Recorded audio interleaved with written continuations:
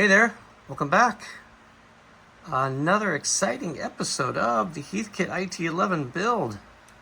All right, today we are working on the front assembly. These two have already been done. Let's get this stuff out of the way. We're mounting these two switches, the single pole, single throw, and the double pole, double throw switch. And they're mounted. There they are. There's the backside. Exciting. All right, next we gotta get these binding posts installed. Okay. Boom. There they are. And they are installed. On to the next. So now we need to install the bridge leakage switch. That's this guy right here. We're gonna get that installed, and that's gonna go right into that position. Be right back. Well, all right, so I put the bridge switch in. Actually, it's the bridge leakage switch here, and I went ahead and installed the type switch. And you want to see? There's the type switch. So it selects from electrolytic to, not sure what lytic is. Anyway, to paper, mica, etc. And that one's in. So both of those are in now. Okay. On to the next. So we've got to mount a power factor control. That is at Q. That is where? Ah, this guy. All right, so let's get that installed. And just like that, the power factor control is installed. On to the next. So now we have to remove the control nut and flat washer from the control N and switch P and mount the front panel to the chassis. All right, so now we get to mount this front chassis to this sub chassis. Let's get her done.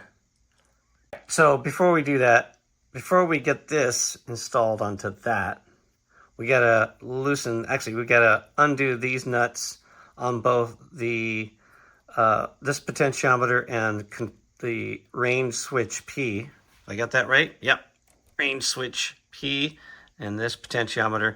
Those nuts have to come off so we can get them through these two holes. This one and that one right there. And we'll be right back. And just like that, we now have our power factor control mounted.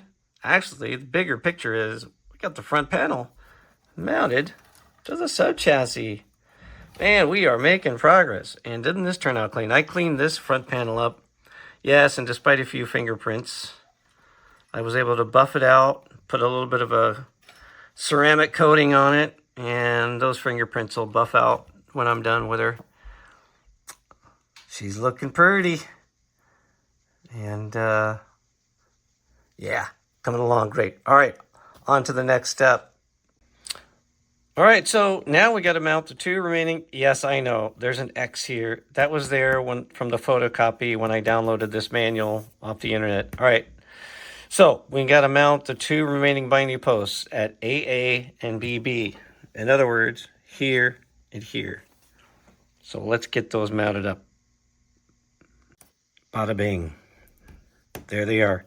And you'll notice that all of the binding posts, the little hole in each of the binding posts, are pointing straight up and down. Down meaning there is another hole on the other side. Okay? These two in the center were a little tough to get at, only because the fuse holder was in the way. But I didn't want to remove it, even though it's not wired up yet. I could have just simply backed that nut out. But they're in good, and not going anywhere. So on to the next step.